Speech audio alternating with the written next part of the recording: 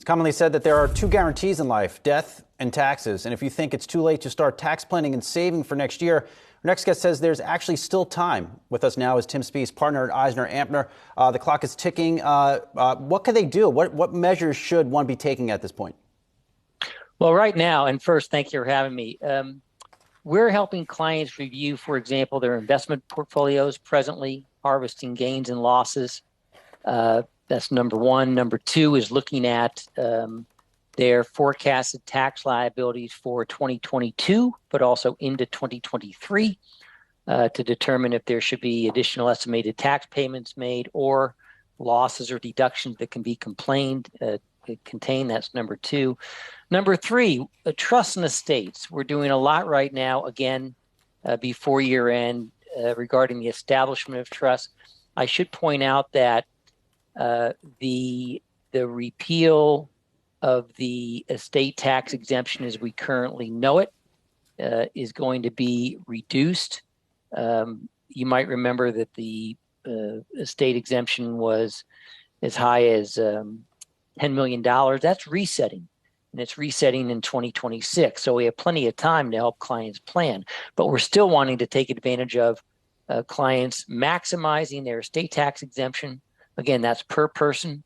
That's $20 million for a married couple.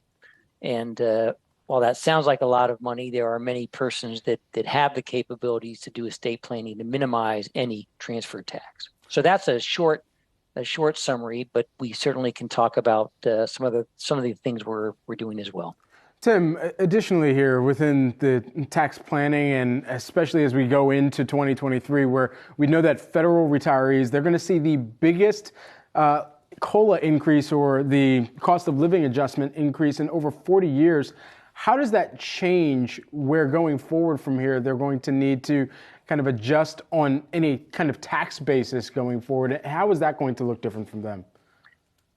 Well, let's talk about pensions versus the ability to roll over pensions, if possible, into IRAs or other vehicles where the individual can control the distributions. You probably know that distributions from IRAs commence in April following the year you turn 70 and a half. So we're actually in those circumstances trying to create planning opportunities to defer the distributions. Where distributions have to occur, maybe that age 70 and a half has already been attained. You could try to do non-qualified plan rollovers. You could perhaps try to roll it into some other deferred assets. I could think of life insurance, but that's extremely hard to do. We do have clients that have used life insurance and cash surrender values as a de facto retirement plan.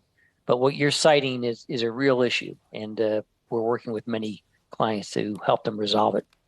Tim, all this is great if you actually find a tax planner or an accountant. And a story in the Wall Street Journal yesterday had us all talking here in our office on how accountants are in fact leaving the profession. I mean, do you see this in your own practice, and where is everybody going and why? Well, that's a great question. It's a national issue. There are many persons who have left the profession or gone to another aspect of the profession. We happen to work for a certified, or I do, I'm a partner in a certified public accounting firm. There are certainly other jobs where a person can use those skill sets where it doesn't have to be on a CPA platform. But I think you might be speaking about CPA firms specifically. You can correct me. But I would also say that in the accounting industry specifically, yes, there are people that have chose to go into other disciplines for various reasons. It's everything from just keeping up with the tax law to, of course, the job and profession itself. And it's something that we're keeping an eye on because it's very real, and we're doing everything we can, of course, to retain our colleagues and keep them at our firm. All right, let's leave it there. Timothy Speiss, partner at EisnerAmper. Good to see you. Have a happy New Year.